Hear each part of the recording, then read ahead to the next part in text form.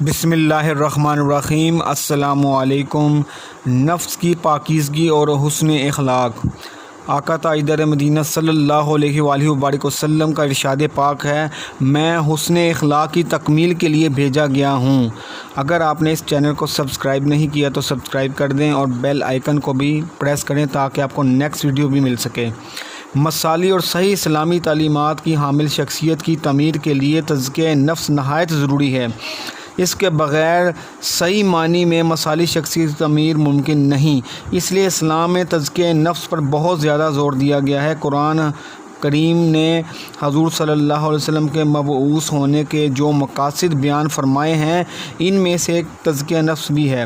قرآن پاک میں ارشاد ہوتا ہے، ترجمہ: بے شک اللہ نے مومنوں پر بڑا ہی احسان فرمایا ہے جب کہ انہی کی جن سے ایک ایسا رسول بھیجا جو ان لوگوں کو اس اللہ تبارک و تعالیٰ کی آیتیں پڑھ کر سناتا ہے اور انہیں ظاہر و باطن سے پاک کرتا ہے اور انہی کتاب حکمت کی تعلیم دیتا ہے۔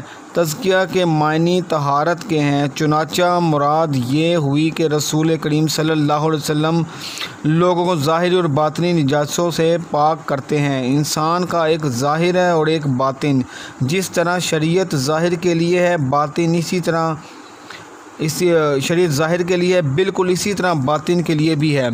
جس طرح انسان کو بے شمار جسمانی بیماریاں لاحق ہو جاتی ہیں، اسی طرح اس کے قلب کے اندر بھی بے شمار بیماریاں ہیں، مثلا کفر و شرک، بغض و حسد، کینہ و تکبر، حب مال و جادو وغیرہ۔ انسان کے دل اس کا جسم کا بادشاہ ہے اور یہ دل ہی جو تمام جسمانی اعضاء کا سردار ہے۔ دل کی اصلاح اور پاکیزگی پر تمام جسم انسانی کی اصلاح کا انحصار ہے۔ حدیث شریف میں آتا ہے، نبی کریم صلی اللہ علیہ وسلم کا ارشاد پاک ہے، اے لوگوں، آگاہ رہو کہ انسان کے جسم میں ایک گوشت کا ٹکڑا ہے، جب وہ درست ہو جاتا ہے تو تمام جسم درست ہو جاتا ہے، اور جب وہ فاسد خراب ہو جاتا ہے تو تمام جسم خراب و فاسد ہو جاتا ہے۔ آگاہ رہو کہ وہ گوشت کا ٹکڑا دل ہے۔ تزکیہ نفس کے ساتھ دوسری اہم چیز انسانی اخلاق ہے۔ حضرت انس رضی اللہ تعالیٰ عنہ چھوٹی سی عمر میں تاجدار انبیاء صلی اللہ علیہ وسلم کی خدمت میں حاضر ہو گئے تھے اور مسلسل 10 برس تک آپ صلی اللہ علیہ وسلم کے خادم رہے۔ حضرت انس رضی اللہ تعالیٰ نبی آخر الزماں صلی اللہ علیہ وسلم کے اخلاق کے بارے میں بیان فرماتے ہیں کہ میں نے نبی کریم رؤوف الرحیم صلی اللہ علیہ وسلم کی 10 سال تک خدمت کی ہے۔ باخدا آپ صلی اللہ علیہ وسلم نے مجھے کبھی اف تک نہیں کہا اور نہ ہی کسی چیز کے بارے میں پوچھا، تم نے ایسا کیوں کیا اور ایسا کیوں نہ کیا۔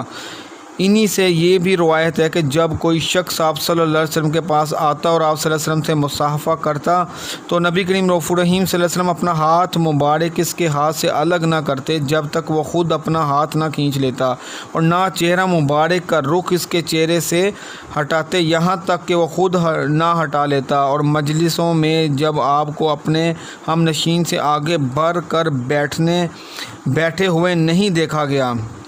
حضرت عائشہ صدیقہ رضی اللہ عنہا سے روایت ہے کہ اللہ کے رسول صلی اللہ علیہ وسلم نے ارشاد فرمایا، اللہ تعالیٰ نرم دل ہے اور نرم دلی کو پسند فرماتا ہے، اور نرم دلی پر جو صلہ عطا کرتا ہے وہ سختی کے بدلے نہیں دیتا بلکہ اتنا صلہ کسی بھی چیز کے بدلے میں نہیں دیتا۔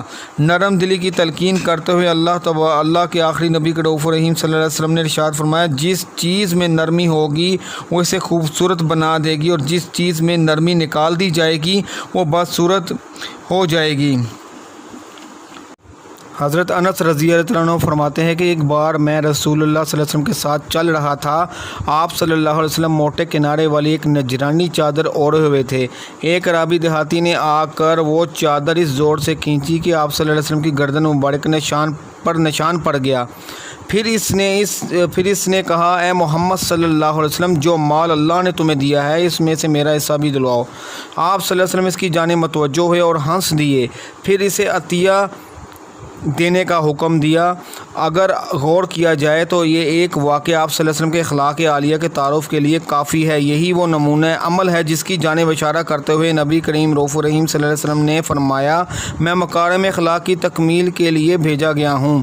اللہ کے نبی صلی اللہ علیہ وسلم نے صحابہ کرام کی تربیت کا بھی ایسا بلند معیار پیش فرمایا کہ فہم و شعور رکھنے والوں کے لیے اس کی طرف لپکنے اور اسے قبول کرنے کے سوا کوئی راستہ نہیں تھا۔ پھر خود آپ صلی اللہ علیہ وسلم نے اپنی تربیت کے اس اعلیٰ معیار سے مطمئن ہو کر اعلان فرمایا، میرے صحابی ستاروں کی مانند ہے، تم ان میں سے جس کی طرف بھی پیروی کرو گے ہدایت ہی پاؤ گے۔